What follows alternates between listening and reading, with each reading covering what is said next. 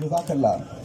तो मेरा एक शेर है तो भट्टी साहब दे अपने तमाम जड़े दोस्त ने उन्होंने खिदमत पेश है कि कोई मसला नहीं, ये हक है साडा, पंजाबी हक है साडा। ते अगर सीधे हथा नाल ना मिले तो उंगली डिंगियां भी कर लवो तो कोई मसला नहीं, क्योंकि हक हक होंदा है।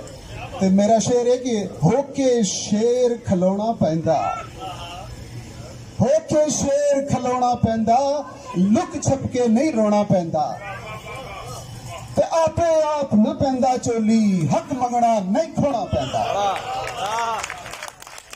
हक मंगना नहीं खोना पैंदा।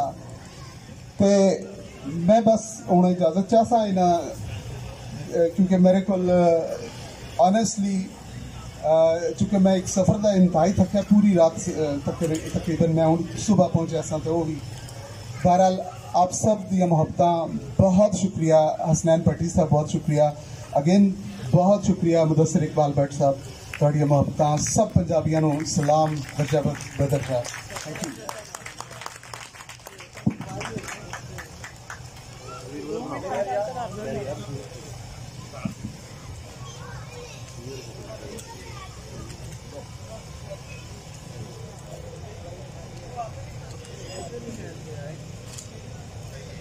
अल्लाह माफ करे फोटो